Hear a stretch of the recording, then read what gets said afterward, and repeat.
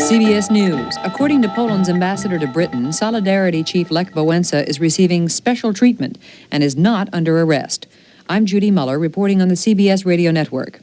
Ambassador Stefan Staniszewski spoke to reporters outside the Foreign Office in London and said that while he does not know exactly what's happened to Wałęsa, he is not under arrest and he is in contact with the government and other people.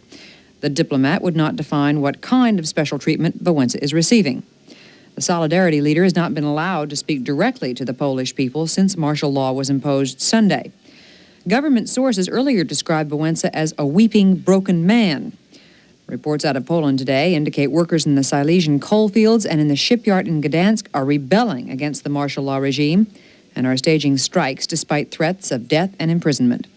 Poland's Premier, General Jaruzelski, has sent a letter to Soviet leader Leonid Brezhnev on the occasion of his 75th birthday today. The letter says in part, the Polish nation, which has had harsh experiences throughout its history, highly esteems the Soviet policy of peace and your personal leading participation in its formation. More CBS News after this. We can turn off the dryer now, Mrs. Sloan. Oh, that's all right, Barbara. The longer I stay under the hairdryer, the less I eat. Pardon? I'm trying to diet, but I'm always hungry. Oh, I used to have that problem. You're slim. How do you control your appetite? Deliciously, with AIDS candy. AIDS candy? Mm-hmm. How can candy help you eat less? AIDS is more than delicious candy. It's a diet plan. AIDS works two ways. How? The candy helps satisfy your hunger, and it has an effective appetite suppressant, so I eat less and lose weight deliciously. Does AIDS candy contain a stimulant? No stimulant, nothing that can make you nervous. AIDS simply helps control your appetite so you eat less. I have some right here in my purse. Taste. They are delicious. The AIDS diet plan lets you enjoy 2 AIDS before each meal. And I'll be less hungry with AIDS? Right. Well, that's half the battle. I'll try AIDS. Lose weight deliciously with the aid of AIDS. Available at drugstores and supermarkets everywhere. Use only as directed. Defense Minister of Israel, Ariel Sharon, says the United States is striking at the heart of his country's national security. Yesterday, the State Department said it's putting off talks on stepped-up military cooperation between the two countries. The U.S. postponement of the talks was a sign of American disapproval of Israel's annexation of the Syrian Golan Heights. Bob Thaw has more on the Israeli reaction. Publicly, Israeli officials are screaming this is no way to treat an ally. Privately, though, senior officials here say the decision was expected. And while they are relieved that Washington did not go farther and slash economic assistance, as some had feared, they concede the postponement will have a devastating blow on Israel's reeling economy, particularly its vital defense industry, where unemployment is at record levels and which desperately needs that $200 million in sales called for in the suspended pact. It is also a blow at the political prestige of Prime Minister Begin, who had trumpeted the agreement as one of his primary achievements. Despite all that, sources insist the government has no intention of revoking annexation. The thinking among key officials here is that Israel has weathered storms with the U.S. before, that while Israel needs the U.S., Washington also needs Israel to check Russian interests in the area. In short, that the strategic pact helps both countries and will eventually go forward, even though now its postponement makes Israel's isolation in the world community seem more complete than ever before. Bob Fall, CBS News, Tel Aviv. Leaders of the nation's biggest auto companies have told President Reagan they are counting on him for help in pulling their depressed industry out of the doldrums. Lee Iacocca, head of Chrysler, said Mr. Reagan recognizes fully we are in a disaster area. During a meeting with the president, the group praised Mr. Reagan's economic recovery program while also requesting the administration's support for a relaxation of auto emission standards. We'll have more CBS News right after this. When you're out there on the road and you need a place to go, I know a place with good food all night long. It's a Denny's restaurant, and this month between 11 at night and 6 in the morning, we'll take 50 cents off any of our 7 delicious jumbo burgers, including our new fresh mushroom burger. Try one. Denny's, you'll love our food all night long. The Wall Street Journal helps keep you informed of everything happening anywhere that could affect your future and your company's future. the Wall Street Journal. It's all the business news you need when you need it. Right now, you can get 26 weeks of the Journal, one for every business day of the week, for just $41. That's less than $1.60 per week. So if you're serious about business in the continental U.S., call toll-free 800-228-5505. That's 800-228-5505. Except in Nebraska. You'll be billed later. The American Society of Agricultural Engineers has wrapped up its annual meeting in Chicago after debating animal care and welfare for 1 week. According to animal rights activists who attended, farmers are not taking care of their animals and drastic reforms are needed. Opponents at the conference argued that such reforms would be costly headaches to farmers. Those who want reform say chickens are suffering from heat stress and barns are too drafty for the cows. They are demanding 5 basic rights for animals: the freedom to get up, to lie down, to turn around, to stretch, and to preen. Judy Muller, CBS News. This is Spectrum on the CBS Radio Network. Personal opinion on issues of public interest from 6 different viewpoints. Now, one of those perspectives. I'm Roger Wilkins. As this Christmas season progresses, I wish more than anything that I could foresee that eternal promise, peace on earth, goodwill toward men, taking shape in the next few years. Its most concrete form would be a diminution in the arms race that makes us all less secure. Yet as Christmas approaches and the arms talks continue in Geneva, the race goes on building steadily toward even more lethal and even more undetectable weapons. The question is why? Part of the answer is obviously that our munitions industry and many of our generals want to build and to deploy any weapon that our technology can produce, no matter how lethal and no matter how difficult to control once it has been put into place. But that's not the whole answer. We people of America permit our representatives to continue to build these weapons, and if we thought differently about the world, we would exert greater efforts to limit arms. Why don't we? I think it is because the Soviet Union makes us crazy. The arms race is in part an expression of mutual paranoia in the Soviet Union and here. Real efforts to limit arms must rest on a calculation that the people on the other side are rational and can be trusted. I think that the Soviet leaders don't want their grandchildren to be fried in a nuclear war. I read a recent account of Soviet nuclear doctrine that holds a nuclear war to be unwinnable. I believe they think that. But then when I read about cases like that of Boris Chernobyevsky, I understand why I and other Americans are afraid to trust the Soviets too much. Mr. Chernobyevsky is a radio engineer in Moscow who wants to emigrate. An Associated Press story reported that after a Jewish social gathering was disrupted by the police, Mr. Chernobyevsky called a policeman a fascist. For that, he was sentenced to a year in a labor camp. Now, everybody who can read or hear knows about Andrei Sakharov's valiant fight to force the Soviet leaders to permit his daughter-in-law to join her husband in the United States. And everybody who was following the story knows that the KGB picked up the daughter-in-law, took her for a ride 15 miles out of Moscow, gave her a lecture about making trouble, and then put her out and made her hitchhike home. Sakharov has done the world a great favor by illuminating once again the brutishness and the pettiness of the Soviet regime. But for the one Sakharov who can gain the attention of the world's press, there are probably tens of thousands of Boris Chernobyevskys of whom we don't hear. There are so many thugs and hooligans at work for the Soviet government that it is hard for us to trust it very much. And that's one of the reasons the arms race goes on. This is Roger Wilkins for Spectrum. 6 personal points of view on Spectrum. Opinions not necessarily those of this station or the CBS Radio Network.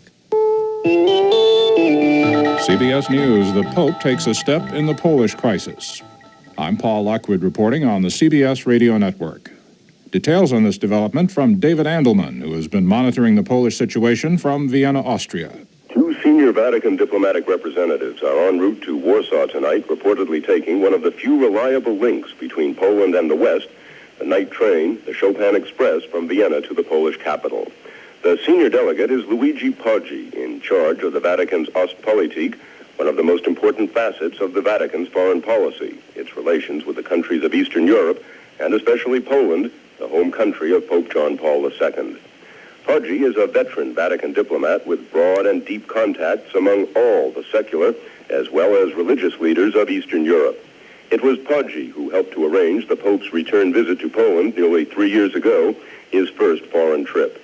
The mission of the Vatican representatives is clearly the most important diplomatic contact since the Polish martial law regime was imposed last Sunday. David Andelman, CBS News, Vienna. We'll have more on Poland when the news continues. I'm home. Hi, honey. How was your physical exam? Okay, I guess, but one thing is clear. I really have to quit smoking. I mean, really. And I've made the decision. Great, but can you? Darn right. I've done some investigating, and I bought these. Bantron smoking deterrent tablets. If you really want to stop smoking, Bantron will help. It's the scientific formula that can help you break the nicotine habit. You've already started with Bantron? Right. I took one Bantron tablet after lunch today, and I feel like I'm on my way to quitting. Great. Bantron has a buffered formula that works fast, and it really helps ease your craving for nicotine. Well, that's half the battle right there. It sure is. I'm going to keep taking Bantron. One tablet after each meal. Right. That's my plan. But what? I feel like I've already had my last cigarette. Oh, honey, if I had a bottle of champagne, I'd pop it open right now. Bantron tablets have the most effective formula you can buy to make it easier to quit smoking. The more you want to stop, the more Bantron will help you stop. Bantron can help you break the cigarette habit. Available at supermarkets and drugstores. Use only as directed. As for the situation in Poland itself, Dan Raviv in London has been listening to the news as reported over Warsaw Radio. While Radio Warsaw reported that the economy is improving under martial law, the official radio station also confirmed that resistance continued even beyond the 7 deaths and 400 injuries reported on Thursday. A press review heard here over Radio Warsaw spoke of disturbances in several towns, including a second day of trouble in the northern port city of Gdansk, where the Solidarity Union began last year. According to Radio Warsaw, rioters set fire to 2 vehicles, including a police car. In the words of the broadcast, 2 militiamen jumped out of the car, their clothes on fire. They were saved by a water cannon. Police also used tear gas. The broadcast said 27 people were injured. In general, Radio Warsaw said what it calls the forces of order are taking firm but calm action to prevent strikes. The station is also broadcasting statements attributed to local leaders of Solidarity, calling on union members not to heed today's call for a general strike. Dan Raviv, CBS News, London. President Reagan is staying at the White House this weekend rather than going to Camp David. Mr. Reagan wants to stay in close touch with developments in Poland and also with the situation in Italy, where Red Brigade's terrorists continue to hold U.S. Army General James Dozier. The Red Brigades claim that Dozier, the senior NATO officer, is being held at what's called a people's prison to face proletarian justice. Earlier this year, the Red Brigades killed 2 people and released 2 others after subjecting them to similar people's trials. Italian police are carrying out searches as far away as Venice for General Dozier, who was abducted from his home in Verona on Thursday. Israeli Defense Minister Ariel Sharon has sharply denounced the Reagan administration's decision to suspend the recently signed agreement on strategic cooperation between the U.S. and Israel. Sharon, speaking on Israeli state radio, said the United States is trying to, quote, strike at the heart of Israel's national security, unquote. Washington acted in response to Israel's decision to annex the Golan Heights. Now this message.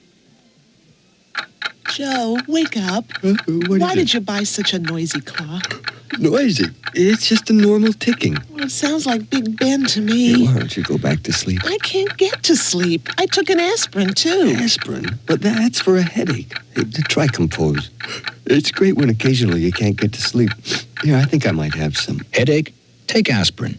Sleepless night? Take Compose. C-O-M-P-O-Z. Taken as directed before you go to bed, Compose helps make you drowsy so you can fall asleep when you want to fall asleep at bedtime. Martha, time to get up.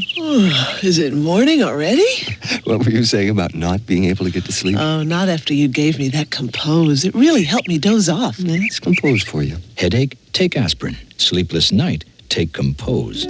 C-O-M-P-O-Z. Take only as directed. Get Compose from your druggist and insist upon the new formula. 12-year-old Todd Cantrell is back home in Dalton, Georgia, after he and his parents spent 4 weeks in the Soviet Union. It wasn't a family vacation that took the Cantrells to Russia. They went so that Todd could receive a controversial treatment for the eye disease retinitis pigmentosa. The youngster says his vision is improved, but he'll have to go back to see the Soviet doctors again later next year for more tests and treatment. Personal opinion on issues of public interest from 6 different viewpoints. Now, one of those perspectives. I'm Joe Sobrin. Well, it finally happened. It's crackdown time in Poland. I'm amazed it took so long. Lech Wałęsa and Solidarity have shown the world that you can achieve a measure of freedom even under communism. Not that communism deserves any credit for that. History's been hard on Poland lately. The world has all but forgotten that it was a violation of Poland's sovereignty, the result of a deal between Hitler and Stalin that started World War II. The war ended with Poland a handsome addition to Stalin's empire, where it has remained ever since. Remember, we say we won that war. The history of the 20th century is the history of illusions about communism.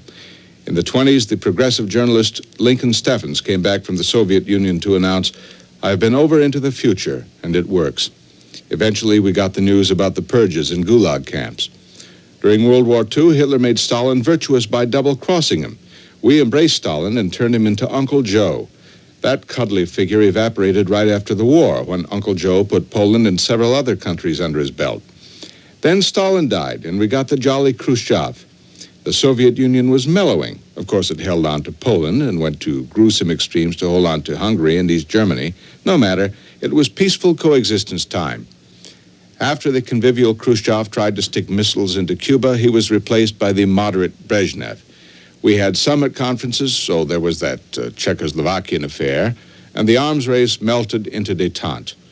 Nobody was saying the Soviet Union was a workers' paradise anymore, but we were assured that it was an essentially conservative superpower that shared with us a common interest in preserving stability and avoiding nuclear war. Then there was that Afghanistan business. But again, the Soviets were only protecting their borders. They didn't see it as aggression, and neither should we. Then once more came Poland. We were to rejoice. The Soviets couldn't quench the desire for freedom, and that's true. All they can quench, it seems, is freedom itself. What can we do now? Not much, I guess. But at least we can make a stink. We can pull out of the United Nations unless we mean to use it to denounce Soviet aggression. Not only the latest invasion, but the perpetual aggression of tyranny against everyone in the Soviet Empire. Afghanistan goes on. Poland goes on. We can stop kidding ourselves, too. We can stop calling Brezhnev the Soviet leader, as if he had some sort of inspirational qualities. He's not a leader, he's a killer. This is Joe Sobran for Spectrum. 6 personal points of view on Spectrum. Opinions not necessarily those of this station or the CBS Radio Network. CBS News. 2 papal envoys are on their way to Poland. I'm Paul Lockwood reporting on the CBS Radio Network. An announcement today by the Vatican that Pope John Paul II, concerned over developments in his homeland, has dispatched 2 emissaries to Poland. The 2 envoys left Rome for Vienna today, where they plan to take a train to Warsaw. The mission is said to be one of fact-finding. As for the situation inside Poland, a report subject to government censorship says that defiant workers are continuing their resistance in the southern coal fields as well as in the shipyards of Gdansk.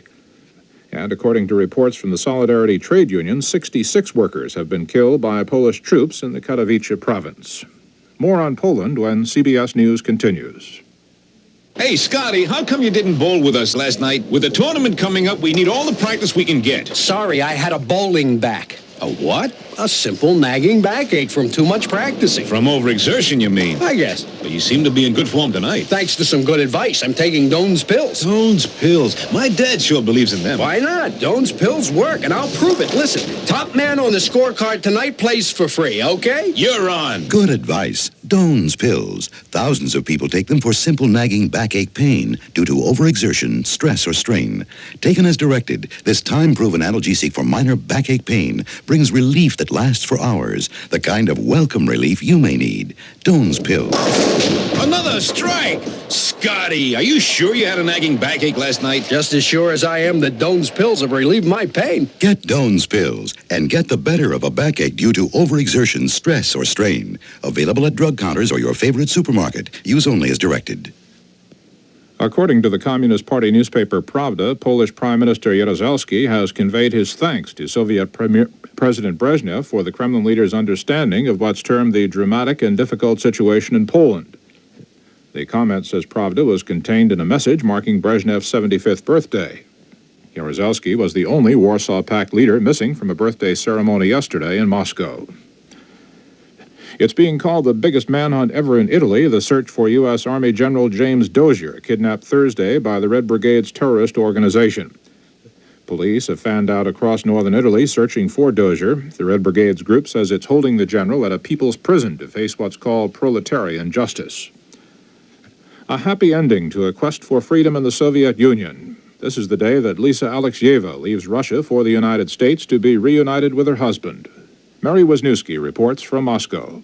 The daughter-in-law of Andrei Sakharov and Yelena Bonner is departing Moscow en route to a welcome by her husband's sister in Paris, and next a flight to the United States to rejoin Alexei Semyonov, a man she last saw 3 years ago and who in the meantime has become her husband by proxy.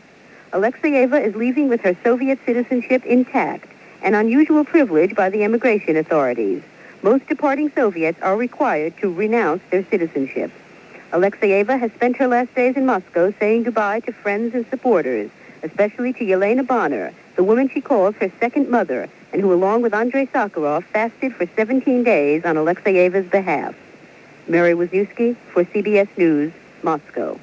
There are reports of several bomb explosions today in Lebanon. One blast in a residential area of predominantly Muslim West Beirut is said to have killed 10 people, but that report at this time is unconfirmed. An official government reaction isn't expected until tomorrow's cabinet meeting, but some Israeli authorities are speaking out against the U.S. decision to suspend the recently signed security agreement because of Israel's annexation of the Golan Heights. The latest to comment is Israeli Defense Minister Ariel Sharon. He calls the action an attempt to strike at the very heart of Israel's security. From Athens comes word that an Albanian embassy spokesman there has confirmed reports that Albania's prime minister for 27 years has committed suicide. Earlier, an Albanian state radio report said the prime minister had taken his own life in what was described as a time of nervous crisis. And the prime minister of Zimbabwe, Robert Mugabe, today visited the Salisbury headquarters of his political party, which was wrecked by a bomb explosion yesterday. 6 people were injured in that blast, and about 150 others were injured. Now this message. According to a recent article in the Wall Street Journal, more people are going broke than ever before, and that means a booming demand for credit counseling. If information like this is important to you, have a pencil ready for an offer from the Journal that could help you get a head start every business day with up-to-the-minute business information that could affect your future and your company's future. Other Journal articles revealed how year-end tax strategies may reduce your 1981 tab, the heated advertising war between gas and oil companies, why the Reagan administration is killing business programs for women, and what one of this year's hottest stock pickers is telling his clients. The Wall Street Journal. It's all the business news you need when you need it. Right now, you can get 26 weeks of the Journal, one for every business day of the week, for less than $1.60 per week. That's just $41 for 26 weeks, less than $1.60 per week. So, if you're serious about business, in the continental U.S., call toll-free 800-228-6600. That's 800-228-6600, except in Nebraska. You'll be billed later. Farmers in southeastern Idaho plan to take to the range again today with their horses and motorcycles to continue the slaughter of jackrabbits that was begun last weekend. First time out, the farmers claim to have rounded up and slugged to death about 3,000 rabbits, which they blame for millions of dollars in crop damage. The goal is to get rid of as many as 15,000 of the animals. Paul Lockwood, CBS News.